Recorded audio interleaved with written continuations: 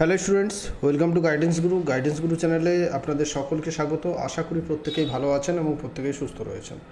কয়েকদিন class of ছিল শরীর অসুস্থ থাকার জন্য, আর একটু সমস্যাও ছিল, সেই জন্য ক্লাসটা 4-5 দিন অফ ছিল। আজ থেকে আবার আপনাদের ক্লাস শুরু হলো, আবার প্র্যাকটিস সেট নিয়ে এলাম। আজ হচ্ছে আমাদের 17 নম্বর প্র্যাকটিস সেট। এর আগে আমরা 16টা সেট করেছি, না দেখে থাকলে অবশ্যই দেখে নেবেন।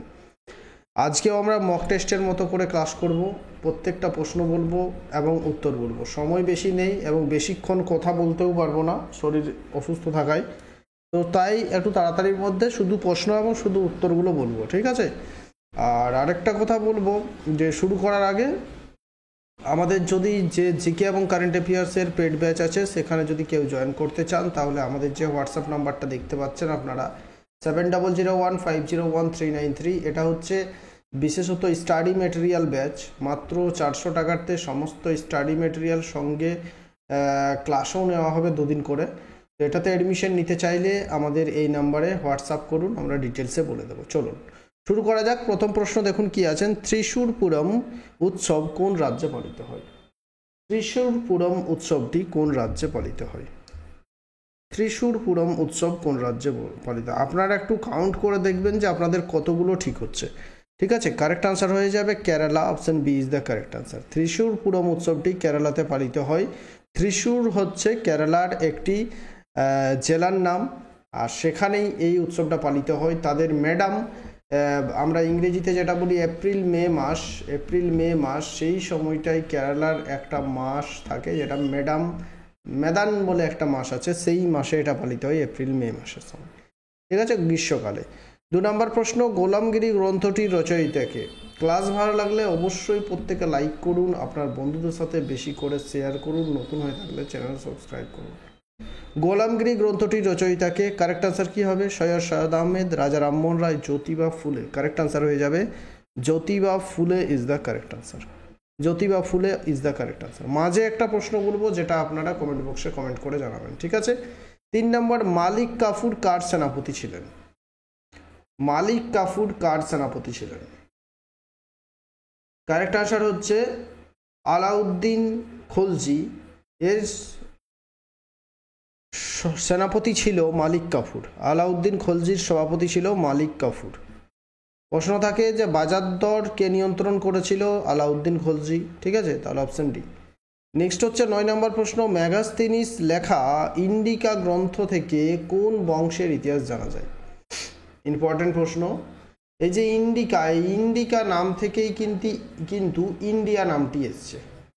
ইন্ডিকা গ্রন্থ থেকে আমরা ভারতের প্রথম রাজবংশ বলতে পারি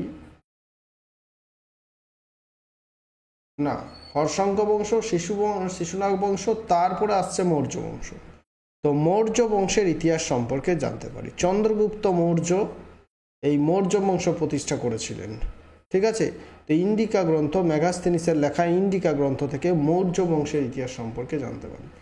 5 নম্বর হচ্ছে রাষ্ট্রসংঘের সদর দপ্তর কোথায় অবস্থিত? এই প্রশ্নের উত্তরটা আমি বলে দেব না, এটা আমি আপনাদের হোম টাস্ক দিলাম, এটা আপনারা কমেন্ট বক্সে জানাবেন।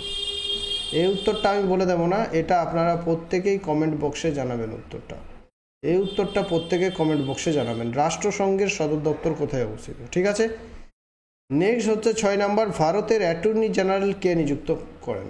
ভারতের অ্যাটর্নি জেনারেল কাকে বলা হয়? অ্যাটর্নি জেনারেলের কাজ হচ্ছে ভারতের আইনি প্রধান যদি কেউ থাকেন, যদি তাহলে তিনি হচ্ছেন অ্যাটর্নি জেনারেল। তো অ্যাটর্নি জেনারেলকে কে নিয়োগ করে থাকেন? রাষ্ট্রপতি ইজ দ্য কারেক্ট আনসার। ভারতের উপরাষ্ট্রপতি, অ্যাটর্নি জেনারেল, যে কোনো যে আর্মির 4 ধরনের আর্মি সবগুলোরই চিফ, এনাদের প্রত্যেককেই নিয়োগ করে থাকেন ভারতের রাষ্ট্রপতি। ঠিক আছে, অপশন বি। বিভিন্ন রাজ্যের রাজ্যপাল, ঠিক আছে, নয়। দেশের সহায়তায় কোন দেশের? এটা হবে কোন দেশের সহায়তায় বোকারো ইস্পাত কারখানাটি নির্মিত হয়েছে? বোকারোর যে স্টিল ফ্যাক্টরি, সেলের স্টিল ফ্যাক্টরি বোকারো, যেমন হচ্ছে বার্নপুর আসানসোল হচ্ছে সেলের আন্ডারে, তেমনি এটাও হচ্ছে বোকারোটাও হচ্ছে সেলের আন্ডারে, Steel Authority of India Limited, SAIL. ঠিক আছে, তো এটা রাশিয়ার সহায়তায় গড়ে উঠেছিল বোকারোর স্টিল ফ্যাক্টরি। প্রচুর আমার বোকারোর খুব কাছেই আমি থাকি, আর প্রচুর কর্মচারী এখান থেকে কিন্তু কাজ করে, প্রচুর প্রচুর বাড়ি বাড়ি মানে প্রত্যেকে কাজ করে এই স্টিল ফ্যাক্টরিতে। এজন্যই ফ্যাক্টরি থাকাটা কতটা প্রয়োজনীয় একটা রাজ্যে বা একটা জেলাতে, একটা এরিয়াতে ফ্যাক্টরি থাকাটা কতটা প্রয়োজনীয় আমরা বুঝতে পারি। এই ফ্যাক্টরিতে প্রচুর মানুষ কাজ করে, মানে এলাকাটাতে কোনো অভাব নেই এই যে সেলের বোকারো ইস্পাত কারখানা থাকার জন্য। ঠিক আছে, 8 নাম্বার, শতাব্দী এক্সপ্রেস ট্রেনের নামটি কার শতবর্ষকে বোঝায়? শতাব্দী এক্সপ্রেস ট্রেনের নামটি কার শতবর্ষকে বোঝায়? আর বলে রাখি যে এই যে সেল যেটা বললাম বোকারো, এটা কিন্তু আমাদের বেঙ্গল নয়, এটা রয়েছে ঝাড়খণ্ডে। ঠিক আছে, আমি একেবারে বর্ডার এরিয়ার মানুষ, ঝাড়খণ্ড। তো শতাব্দী এক্সপ্রেস ট্রেনের নামটি কার শতবর্ষকে বোঝায়? কারেক্ট আনসার হচ্ছে জওহরলাল নেহরুর শতবর্ষকে বোঝায় শতাব্দী এক্সপ্রেসের নাম। শতাব্দী এক্সপ্রেস আমরা প্রত্যেকেই জানি। তো শতবর্ষ জন্মবার্ষিকীকে বোঝায়। ঠিক আছে, 9 হচ্ছে কোনো কঠিন বস্তুর গলনের ফলে তার ঘনত্বের কি পরিবর্তন হবে? একটা কঠিন বস্তু, সেই কঠিন বস্তু যদি গলে যায় তার ঘনত্বটা কি হবে? যেমন আমরা কি জানি জলের ঘনত্ব বেশি না বরফের? বরফের ঘনত্ব বেশি, আর জলের ঘনত্ব কম। কিন্তু সেই বরফ যখন গলে যাবে, গলে জল হয়ে যাবে, তখন তার ঘনত্ব কমে যাবে। তাহলে কি হবে? হ্রাস পায়। কঠিন বস্তুর গলনের ফলে তার ঘনত্ব হ্রাস পায়। 10 হচ্ছে সোনপুর গবাদি পশু মেলা ভারতের কোন রাজ্যে অনুষ্ঠিত হয়? দুটো মেলার প্রশ্ন আছে। এক হচ্ছে সোনপুর, ভারতের বিখ্যাত পশু মেলা, আর একটা পুষ্কর মেলা, এটাও ভারতের বিখ্যাত রাজস্থানের পশু মেলা। দুটো পরীক্ষা আছে, এটা হচ্ছে রাজস্থান জয়সালমীর, এটা হচ্ছে সোনপুরটা হচ্ছে বিহারের সোনপুর। ঠিক আছে, 11 নম্বর প্রশ্নে আমরা চলে যাব। নিম্নের কাকে প্রিন্স অফ পিলগ্রিমস বলা হয়? মোস্ট ইম্পর্টেন্ট প্রশ্ন, কিন্তু পাতি প্রশ্ন বলা চলে। প্রত্যেকটা প্রশ্নই 25টার মধ্যে প্রত্যেকটা প্রশ্ন কারেন্ট অ্যাফেয়ার্সগুলো বাদ দিয়ে সবগুলোই সহজ প্রশ্ন রয়েছে আজ। প্রিন্স অফ পিলগ্রিমস কাকে বলবো? হিউয়েন সাংকে প্রিন্স অফ পিলগ্রিমস বলা হয়। হিউয়েন সাংয়ের প্রথমে হ রয়েছে, মনে রাখবে, হর্ষবর্ধন এর সময়কালে হিউয়েন সাং চীনা পর্যটক ভারতে আসে। 12 নম্বর হচ্ছে নিউক্লিয়ার রিয়েক্টরে কোন জ্বালানি ব্যবহার করা হয়? নিউক্লিয়ার রিয়েক্টরে কোন জ্বালানি ব্যবহার করা হচ্ছে? কারেক্ট আনসার হয়ে যাবে uranium. Option D is the correct answer. Next চলে যাব আমরা 13 নম্বর প্রশ্ন। কোন বছর গোয়া ভারতের 25তম রাজ্য হিসেবে স্বীকৃতি পায়? গোয়া হচ্ছে ভারতের 25তম রাজ্য। কোন বছর রাজ্য হিসেবে স্বীকৃতি পাচ্ছে? 1987। 1987 সালে গোয়া ভারতের 25তম রাজ্য হিসেবে স্বীকৃতি পাচ্ছে। 14 নম্বর প্রশ্ন হচ্ছে প্রধানমন্ত্রী নরেন্দ্র মোদীর সহসভাপতিত্বে কোথায় তৃতীয় এআই অ্যাকশন, এটা বানানটা ভুল আছে, এআই অ্যাকশন শিখর সম্মেলন 2025 আয়োজিত হলো? প্রধানমন্ত্রী নরেন্দ্র মোদীর সভাপতিত্বে ভারতের কোথায় 3 নম্বর third artificial intelligence AI action শিখর সম্মেলন আয়োজিত হয়েছে? কোথায় হয়েছে? কারেক্ট আনসার হয়ে যাবে প্যারিস। প্রধানমন্ত্রী নরেন্দ্র মোদীর সভাপতিত্বে প্যারিস। 15 নম্বর প্রশ্ন হচ্ছে জিরো আওয়ার কি? মোস্ট ইম্পর্টেন্ট প্রশ্ন, পরীক্ষায় আসে বিভিন্ন সময়। Zero hour, what is zero hour?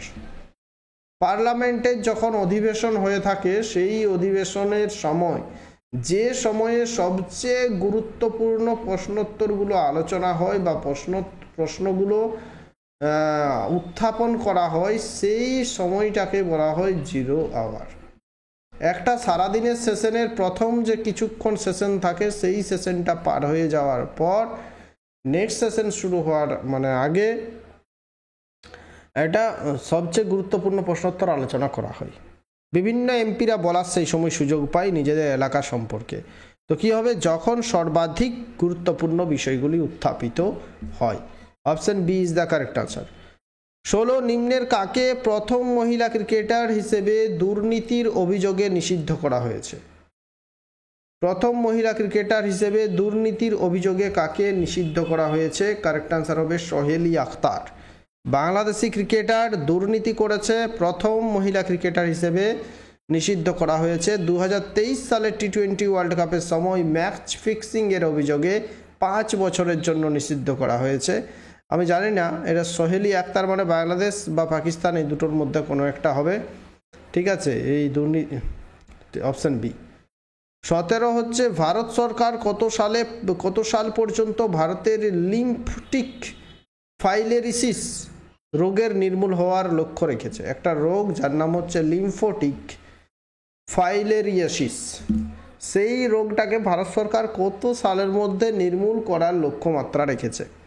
Correct answer হবে ভারত সরকার বলছে যে 2027 সালের মধ্যে এই রোগটা আমরা একেবারে চিরতরে নির্মূল করে দেব। 18 হচ্ছে সম্প্রতি কোন রাজ্য বা কেন্দ্রশাসিত অঞ্চলে 14তম এশিয়ান মৎস্য পালন এবং জলজ কৃষি ফোরামের বৈঠক আয়োজিত হলো?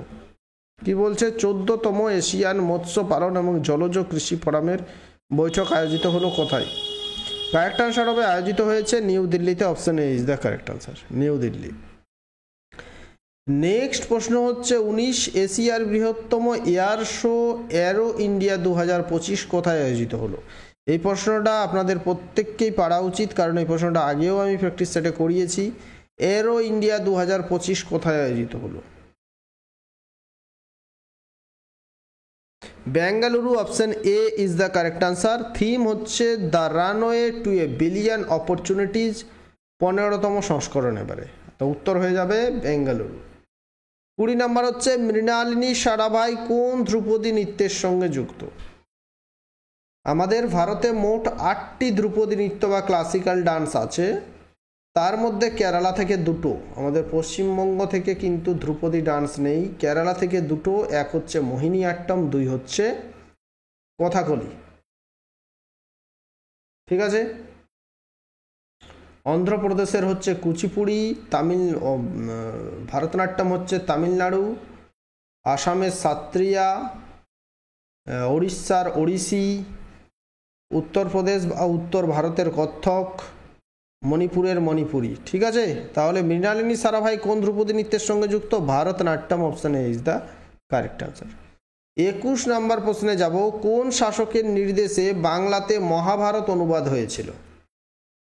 কোন শাসকের নির্দেশে বাংলাতে মহাভারত অনুবাদ হয়েছিল? এই প্রশ্নটার উত্তর হচ্ছে নসরত শাহ। এই প্রশ্নটা নিয়ে আমার একটু কনফিউশন রয়েছে, আমি এটা পড়ে চেক করে দেখব আবার। তো নসরত শাহ বাংলাতে মহাভারত অনুবাদ করেছিল। ঠিক আছে, নসরত শাহের নির্দেশে। যদি কারো কিছু ডাউট থাকে তো কমেন্টে অবশ্যই জানাবেন, আর যদি আমি এটা চেক করে দেখব, যদি ভুল কিছু থাকে তাহলে অবশ্যই আমি নেক্সট ক্লাসে অবশ্যই বলে দেবো, আর না বললে জানবেন যে এই নসরত শাহ উত্তর।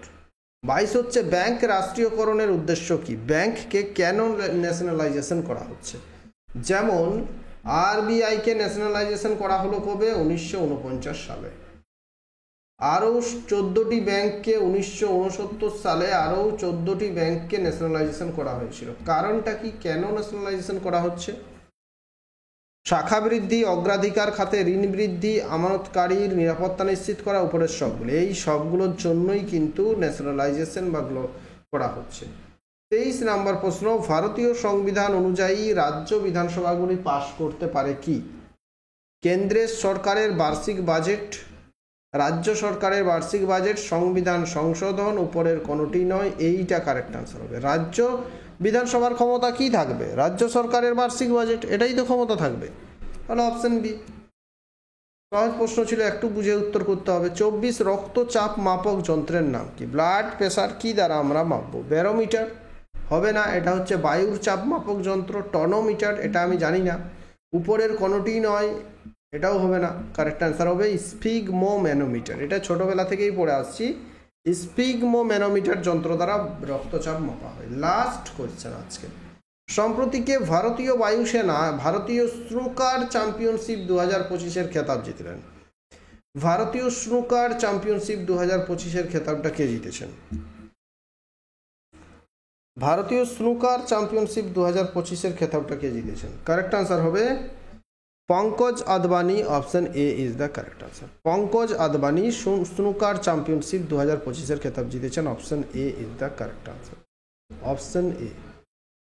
তো আমাদের 25টা কোয়েশ্চেন শেষ হয়ে গেল। ক্লাস ভালো লাগলে অবশ্যই লাইক করুন, বন্ধুদের সাথে বেশি করে শেয়ার করুন, নতুন হয়ে থাকলে চ্যানেল সাবস্ক্রাইব করে নেন।